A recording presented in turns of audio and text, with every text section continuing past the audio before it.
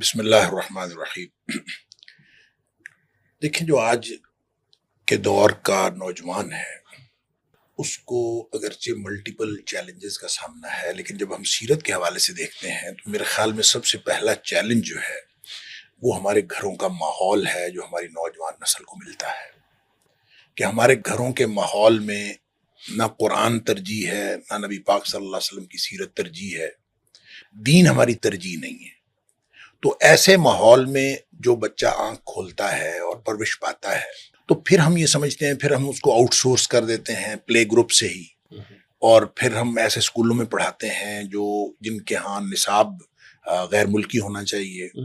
اور پھر جب وہ بڑا ہوتا ہے تو ڈگری بھی ہم نے کسی ایسی یونیورسٹی سے لینی ہے، اس کی تعلیم اور اس کی تربیت دونوں کی ذمہ داری اسکول اور کالج پہ ڈال دیتے ہیں، اسکول اور کالج اور پھر یونیورسٹی، اور پھر ہم بیٹھے پریشان ہوتے ہیں کہ ہمارا نوجوان ہمارے ہاتھ میں کیوں نہیں ہے۔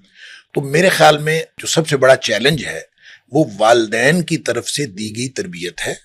اور ہماری پرورش ہے۔ اس میں دیکھیں جو ابتدائی تعلیم ہے، جو اتنی دینی تعلیم دینا کہ جس میں قرآن سوچ سمجھ کر انسان پڑھنے کے قابل ہو جائے، اور نبی پاک صلی اللہ علیہ وسلم کی سیرت سے اس کو اتنا تعلق پیدا ہو جائے کہ پیدائش سے لے کر موت تک کے جتنے معاملات ہیں وہ اس کو سمجھ آ جائیں کہ دین نے کیا ذمہ داریاں عائد کی ہیں۔ یہ اتنی تعلیم حاصل کرنا ہر فرد کے لیے فرض ہے۔ یہ جو ہے نا طلب العلم فریضۃ علی کل مسلم، یہ پرائمری پاس کرنا فرض نہیں ہے، یہ میٹرک پاس کرنا فرض نہیں ہے، ہم نے تو اسکولوں کے اوپر لکھ دیا نا طلب العلم فریضۃ۔ یہ جو فرض ہے یہ العلم کی تعلیم ہے، اور العلم سے مراد کتاب و سنت ہے۔ تو کتاب و سنت کی اتنی تعلیم حاصل کرنا ضروری ہے، فرض ہے کہ جو کم از کم اتنا اس کو پتہ چل جائے دین کا کہ وہ پیدائش سے لے کر موت تک کے مسائل سے آگاہ ہو جائے، اور اس کو دنیاوی اور اخروی امتحان میں کامیابی کا طریقہ بتل جائے۔ اگر ہمارے والدین اتنی تعلیم اپنے بچوں کو نہیں دیتے تو وہ گناہگار ہیں، اور اگر ہم نہیں لیتے اتنی تعلیم تو ہم گناہگار ہیں۔ جو اسپیشلائزڈ ایجوکیشن ہے کہ مدارس میں پڑھا جائے، امہات الکتب تک رسائی حاصل کی جائے، یہ فرض نہیں ہے، یہ اسپیشلائزڈ ایجوکیشن ہے، کسی نے لینی ہے لے، نہیں لینی نہ لے، لیکن قرآن سے تعلق ہو، شروع سے لے کر آخر تک قرآن سوچ سمجھ کر پڑھنا آ جائے، اور نبی پاک صلی اللہ علیہ وسلم کی سیرت کے ساتھ اتنا تعلق ہو۔ چونکہ ہمارے گھروں میں ایسا نہیں ہے، اور چونکہ بالعموم الا ماشاءاللہ بعض ایکسیپشنل کیسز ہیں جو آج بھی دین کو ترجیح دیتے ہیں، یا آج بھی بچوں کو جو ہے ابتدائی دین تعلیم اس طرح کے دیتے ہیں جو فرض تعلیم کم از کم دے دیں، اس کے بعد بچے ڈاکٹر بنے، انجینئر بنے، جو مرضی بنے، لیکن کم از کم ان کو بنیادی تعلیم تو ہو۔ اچھا، جب اس کو یہ چیلنج درپیش ہے تو پھر سارے کے سارے جو چیلنجز ہیں وہ منہ کھولے کھڑے ہوتے ہیں، اس کو ہر طرح کا دھوکہ دیا جا سکتا ہے۔ یہ دور بھی تو دھوکے کا ہے نا۔ نبی کریم صلی اللہ علیہ وسلم نے فرمایا ستاتی علی الناس سنون خداع، لوگوں کے اوپر ایک ایسا دور آئے گا جو دھوکے کا دور ہو، دھوکے کے سال آئے۔ اور دھوکے کے سال کیا ہے؟ آپ نے پھر اس کی تشریح فرمائی، یصدق فیہ الکاذب ویکذب فیہ الصادق ویؤتمن فیہ الخائن ویخون فیہ الامین، کہ سچے کو جھوٹا سمجھا جائے گا، جھوٹے کو سچا سمجھا جائے گا، دیانتدار کو بددیانت سمجھا جائے گا، اور بددیانت کے اوپر اعتماد کیا جائے گا۔ ایسے حالات ہوں گے۔ اب جب ایسے حالات کا سامنا ہے، میں یہ سمجھتا ہوں کہ جو نئی نسل ہے اس نے جو تعلیم حاصل کی ہے اس میں وہ بنیادی تعلیم کوئی نہیں ہے، اور اس کی ابتدا کارٹون سے ہوتی ہے، اور کارٹون جو ہے ہمارے سارے بچوں کی، اور جو نوجوان نسل ہے جو یہ ٹام اینڈ جیری دیکھ کے یہ بچے اتنے بڑے ہوئے ہیں، اور ان کے اندر وہ جو کارٹون نے اور وہ جو میڈیا انہوں نے استعمال کیا ہے اس نے جو ان کے اندر، ان کی فطرت کے اندر اور ان کی تربیت کے اندر جو انہوں نے کردار ادا کیا، یقین کریں میں ایک بات کہتا ہوں، اور یہ آپ اس کو اندازہ کر لیجئے گا، میں نے تو اپنی اس نئی نسل کو دیکھا ہے، گیو اپ کر دینا، جو بات نہیں ہو، جو کام نہیں ہوتا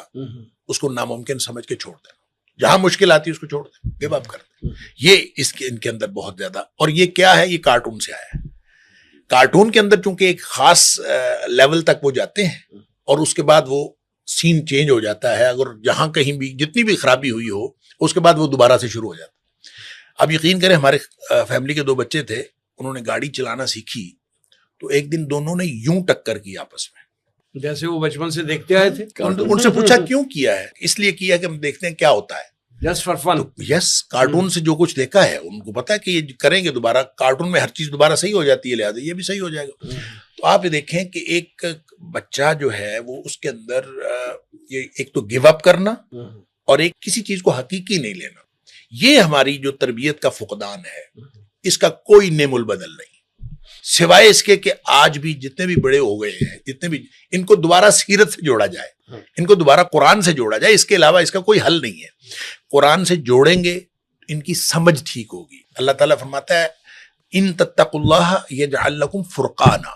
اگر تم اللہ کا تقوی اختیار کرو گے تو اللہ تعالیٰ تمہارے اندر ایک پیمانہ رکھ دے گا حق اور باطل کو, سچ اور جھوٹ کو سمجھنے کا اور اس کی تفریق کرنے کا. لہذا وہ فرقان جو ہے ہر شخص کے اندر آ سکتا ہے اگر ہم آج بھی ان نوجوانوں کو سیرت کی طرف لگائیں, ان نوجوانوں کو قرآن کی طرف لگائیں. تو اصل جو چیلنج ہے وہ تو تربیت کا ہے, باقی اس کے ساتھ ملے ہوئے بہت سارے چیلنجز ہیں. پھر جو تعلیم کا چیلنج ہے, پھر جو اس کے علاوہ ماحول کا چیلنج ہے, پھر اس کے علاوہ میڈیا کا چیلنج ہے, یہ جتنے چیلنج, پھر سوشل میڈیا تو ایک بہت بڑا ایک افریت ہے, وہ چھوٹا موٹا چیلنج نہیں ہے, بہت بڑا افریت ہے ہمارے ہاتھ میں. گویا یہ ایسے سمجھیں کہ بندر کے ہاتھ میں چھری آ گئی ہے, تو وہ نقصان سے نقصان کرتا جا رہا ہے. اگرچہ اس کے اندر بے شمار پازیٹیو اس کی فوائد ہیں اور پازیٹیو اس کے ہیں مقاصد, لیکن اگر کوئی شخص اس پازیٹیو مقاصد پہ چلے, ہمیں تو 90% بلکہ 99% لوگ جو ہیں وہ اس کا نیگیٹو استعمال, یعنی جو برے اثرات ہیں وہ تو ہم قبول کر رہے ہیں 99% یا 100%, اور جو اچھا ہم کر سکتے تھے وہ کوئی کر رہا ہے, کوئی نہیں کر رہا, وہ 2-4% اچھے اثرات بھی اور اچھا اس کا عمل بھی, اچھا استعمال بھی. بالکل صحیح, بالکل.